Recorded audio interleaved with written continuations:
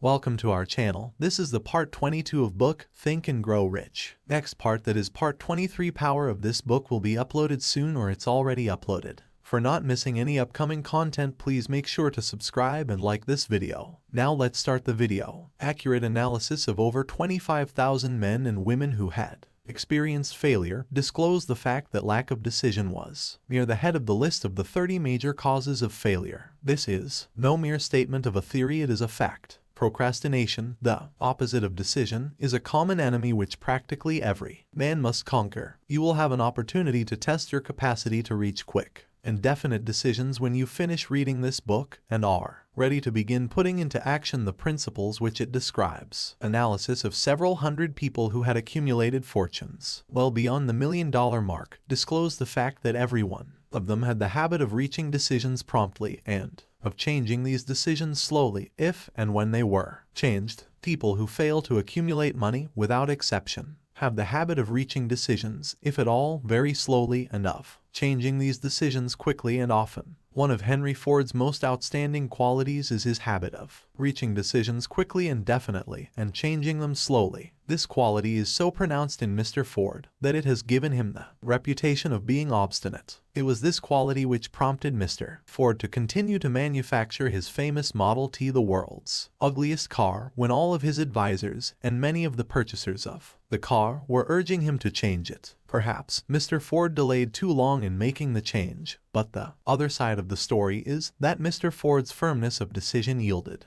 a huge fortune before the change in model became necessary. There is but little doubt that Mr. Ford's habit of definiteness of decision assumes the proportion of obstinacy, but this quality is preferable to slowness in reaching decisions and quickness in changing them. The majority of people who fail to accumulate money sufficient for their needs are generally easily influenced by the opinions of others. They permit the newspapers and the gossiping neighbors to do their thinking for them. Opinions are the cheapest commodities on earth. Everyone has a flock of opinions ready to be wished upon anyone who will accept them. If you are influenced by opinions when you reach decisions, you will not succeed in any undertaking, much less in that of transmuting your own desire into money. If you are influenced by the opinions of others, you will have no desire of your own. Keep your own counsel when you begin to put into practice the principles described here by reaching your own decisions and following them. Take no one into your confidence except the members of your mastermind group, and be very sure in your selection of this group that you choose only those who will be in complete sympathy and harmony with your purpose. Close friends and relatives, while not meaning to do so, often handicap one through opinions and sometimes through ridicule, which is meant to be humorous. Thousands of men and women carry inferiority complexes with them all through life because some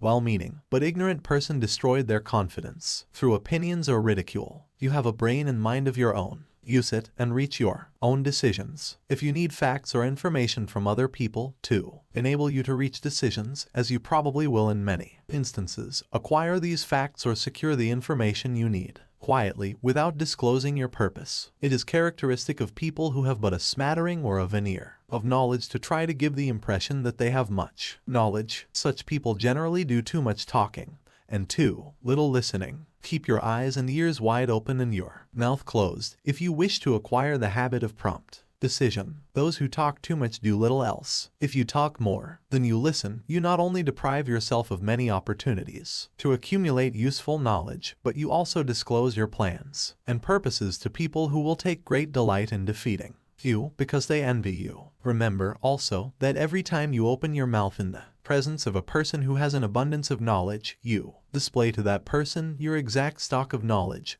or your lack of it. Genuine wisdom is usually conspicuous through modesty and silence. Keep in mind the fact that every person with whom you associate is, like yourself, seeking the opportunity to accumulate money. If you talk about your plans too freely, you may be surprised when you learn that some other person has beaten you to your goal by putting into action ahead of you the plans of which you talked unwisely. Let one of your first decisions be to keep a closed mouth and open ears and eyes, as a reminder to yourself to follow this advice. It will be helpful if you copy the following epigram in large letters and place it where you will see it daily. Tell the world what you intend to do, but first show it. This is the equivalent of saying that deeds, and not words, are what count most. Freedom or death on a decision. The value of decisions depends upon the courage required to render them. The great decisions, which served as the foundation of civilization, were reached by assuming great risks, which often meant the possibility of death. Lincoln's decision to issue his famous Proclamation of Emancipation, which gave freedom to the colored people of America, was rendered with full understanding that his act would turn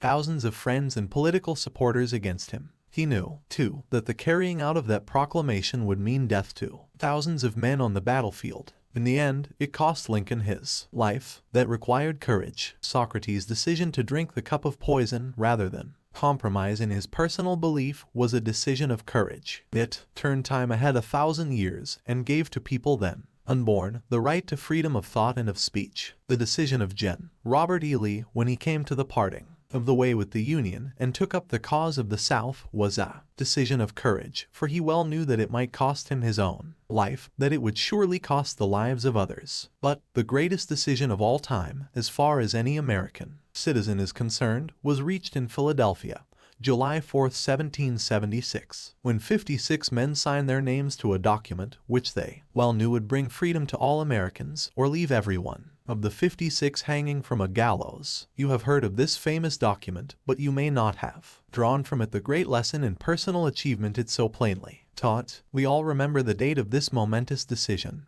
but few of us realize what courage that decision required. We remember our history as it was taught. We remember dates and the names of the men who fought. We remember Valley Forge and Yorktown. We remember George Washington and Lord Cornwallis, but we know little of the real forces back of these names, dates, and places. We know still less of that intangible power which ensured us freedom. Long before Washington's armies reached Yorktown, we read the history of the Revolution and falsely imagine that George Washington was the father of our country, that it was he who won our freedom, while the truth is Washington was only an accessory after the fact, because victory for his armies had been ensured long before Lord Cornwallis surrendered. This is not intended to rob Washington of any of the glory he so richly merited. Its purpose, rather, is to give greater attention to the astounding power that was the real cause of his victory. It is nothing short of tragedy that the writers of history have missed entirely even the slightest reference to the irresistible power which gave birth and